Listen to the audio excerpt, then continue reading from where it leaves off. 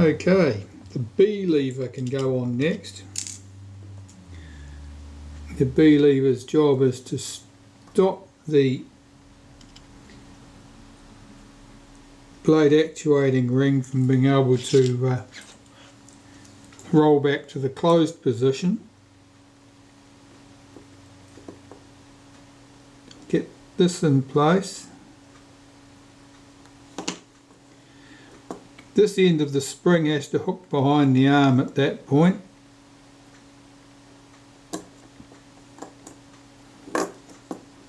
This end of the spring needs to tuck on the inside of that arm. So lift it over, tuck it on the inside. Okay, so that's in place. Check that the screw is down tight, check that the B lever moves freely. If I press this piece, it'll release the flash sync mechanism, which we'd previously cocked. Yeah, that ran down nicely. I cock that again, swing that to the other position, that ran down smoothly as well. So that part is good. Our shutter release lever. Got a funny looking spring on it. It tucks down into the case by that green lever, and the spring's a funny shape. Don't be tempted to make it a less funny shape, because then it won't work. It's meant to be a funny shape. Alright, well that's all good. I'll put some molybdenum paste in a couple of spots on here, and then we can put the main lever in place. I want some on that tab, this lever, and here on this lever on the blade actuating ring, on the retard gear train. That'll do. Our main lever. Molybdenum paste, I just wipe the inside edge, the outside edge, the tip of the bird paw, the tail at the bird paw there. Make sure there's some on that surface, because that's where it pushes the lever on the retard gear train away. And the spring, I'll run some on that spring, that's where it rubs against the lens tube. Okay, let's get this in position. First I'll check that this is in the cocked position. That pulls this little lever back out of the way and allows you to get the spring down in there. I'll get this swung back out of the way. That makes it easier to get things dropping into place. And the main lever should slide in here. Swing that B lever out from underneath. Hold back that lever.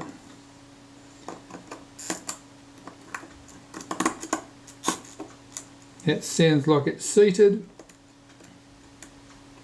Hop the spring over its post. There are two little posts there side by side. That goes to the inside one. And the spring that's seated around that screw needs to come and hook into this arm.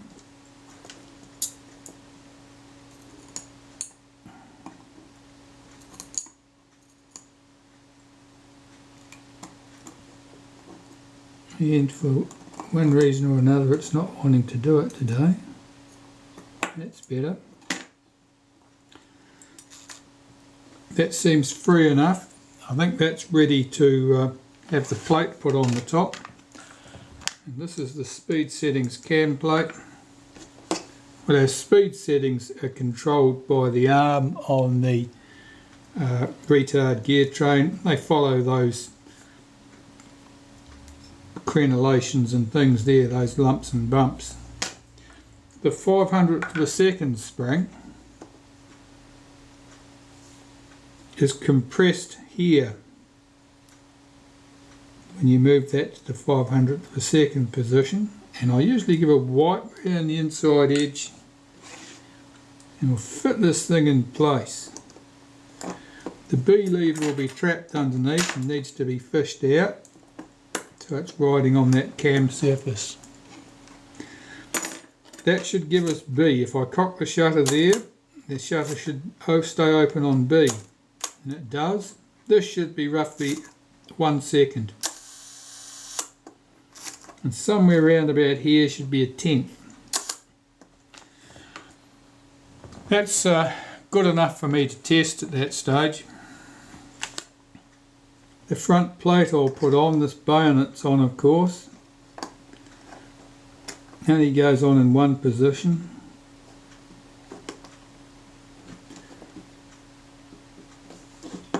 And I'll rotate its locking screw into position.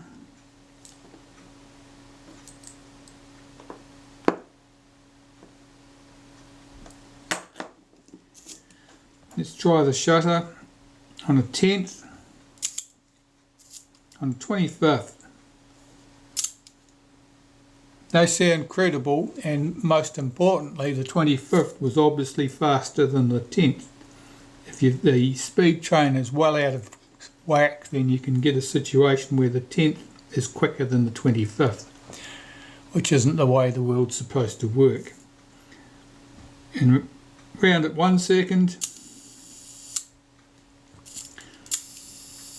that's running smoothly. So the shutter's all running, and I'll need to test those speeds and make sure that they are correct, or as correct as they're ever likely to be. The speed tolerance with these shutters, the shutter should have run within 20% of the marked speed, with a repeatability of 10%. Inevitably it means that the 500th of a second setting there, even when the shutters were new, a 400th of a second is very likely as good as they ever were. They were never for a 500th. Right, I'll go and test that and report back. Well, that shutter runs just slightly slow. Slow enough that it's worth making an adjustment to. It seems to be fairly uniform across the speed range. Speeds look good at the 1 second. They're slow further down the track. So what I'm going to do is swing this speed train outwards slightly at this end for lesser engagement with the cam, with the arm on the retard gear train.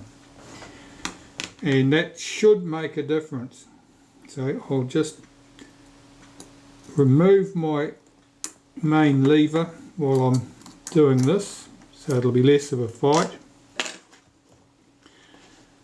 And what I want to do is loosen this screw and move the speed train out very slightly. It won't need much. The speeds are quite good. They're not good enough. That screw is very tight.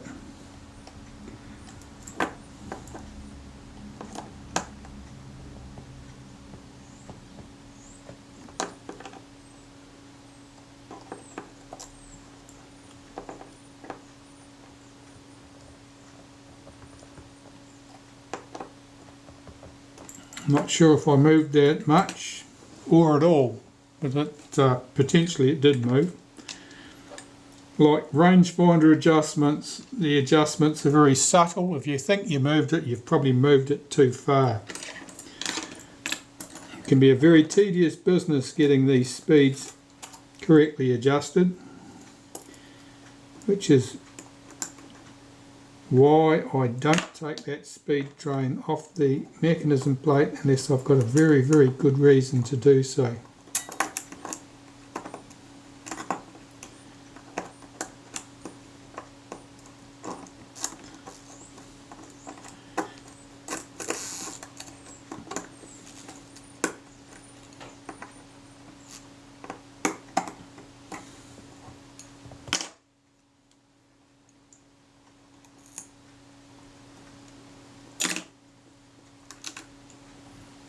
It seems fine. Let's get this plate back in place. fish out that B lever so that it rides on the top of the cam, not trapped underneath. Put the cover in place.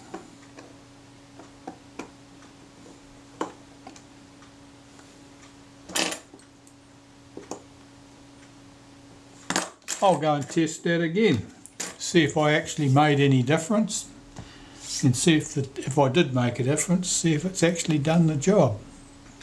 Okay, I'm happy with the speeds. Now let's get this outer case back on. The first thing I need to do is get the flash contact wire back in place.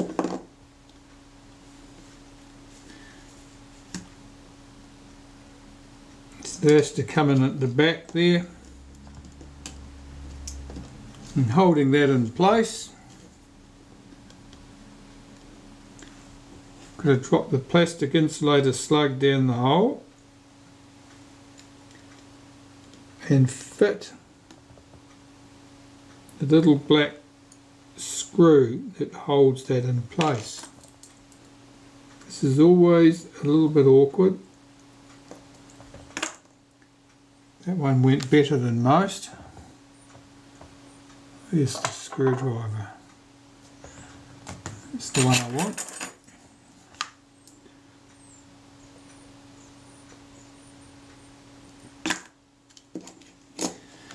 Now, this curved rack, I usually give that a wipe with molybdenum paste on the inside edge and on the top and bottom surfaces.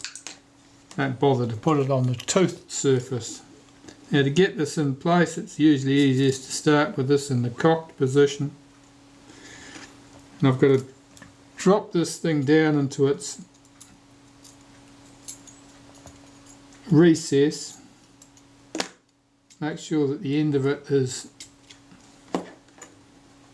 clear, and that went in place nicely. So there are two screws, one at the end here, this little countersunk head screw, and another one with a flange on it which goes here.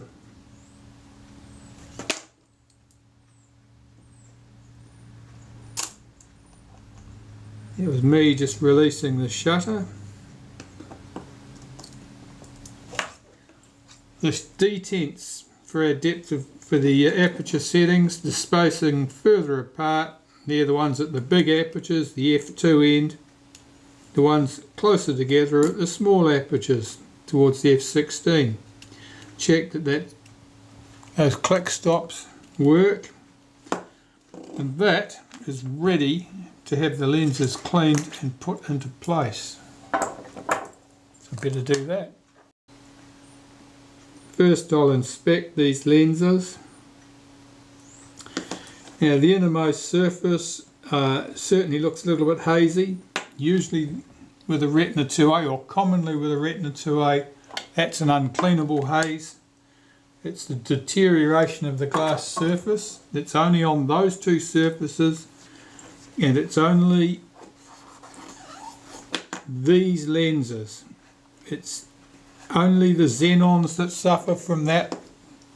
The Schneider Xenars on the Retina IIa cameras of the same vintage did not suffer from that. Neither did the Rodenstock Haligons. Now I'll just wipe that lot with some naphtha around the mount to remove any oil or dirt. You can see there's a fair bit there. I didn't wipe the glass with that. I don't want to start smearing anything on the glass. So now I'll start with some glass cleaner on a cotton bud, and I'll clean this inside surface.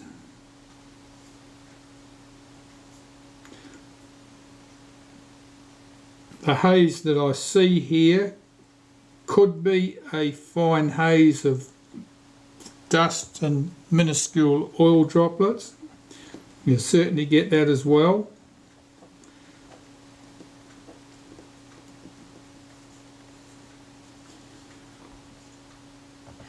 That looks pretty clean. I'll put that in place on the back of the shutter and clean the outside surface in the same way.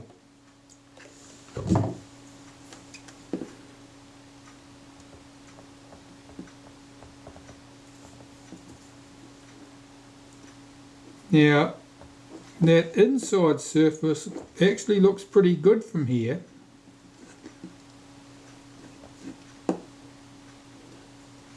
It's not especially hazy, that appears quite good, so we may be in luck with this camera. Right, in the front group I've got to do the same thing. Of course we've got our trim ring which goes in there, mustn't forget that. And I'll do this lens, I'll do exactly the same. I'll clean that inside surface.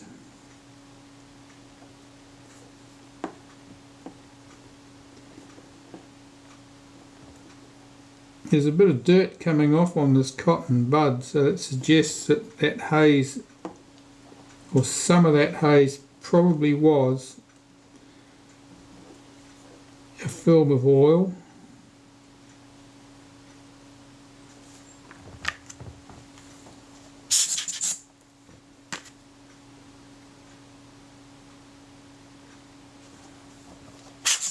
That looks pretty good. Again, I'll put that in place on the shutter.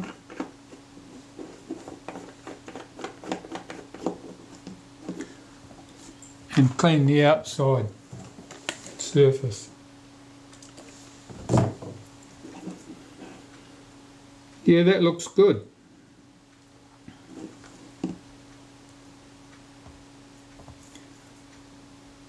That lens is fine.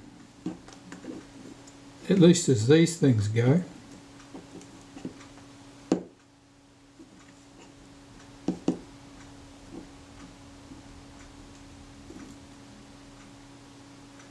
That looks fine to me. That'll be great. So the shim ring, I think I said it was a metal one with a paper one, but it's not. It's actually one metal one. Okay.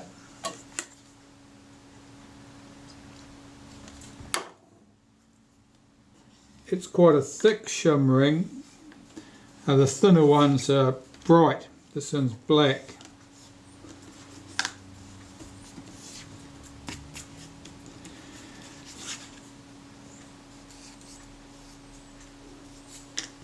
And I'll clean the retainer ring.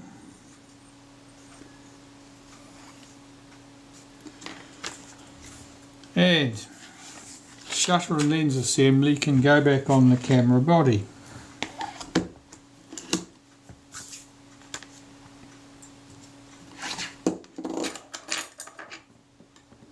I'll put the shim back in place. Let's put this on the body and see if it's coupled correctly to the film advance. That didn't fire the shutter, so it tells me the shutter wasn't cocked, so I'll just rack that as far forward as I can get it. Lift it up slightly to disengage the curved rack, move that one tooth further forward. In fact, I moved it 2 teeth further forward. Let's just check. Okay, that shutter fired. It didn't on that occasion, so I think we're 1 tooth out there. Try moving it another tooth.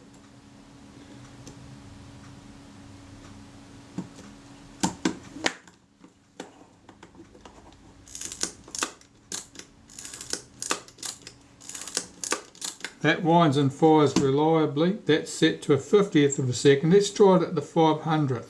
Because if it's out, it won't cock on the 500th because it requires so much extra force that things just don't move quite so far. Let's try this.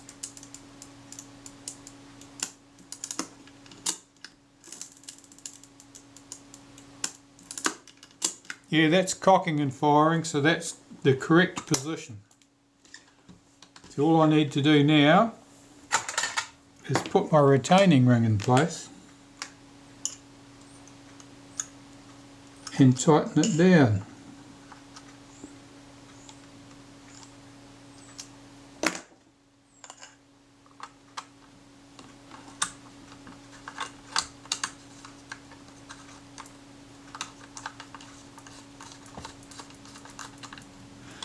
Right, that's just finger tight. Let's just check that shutter cocking action again.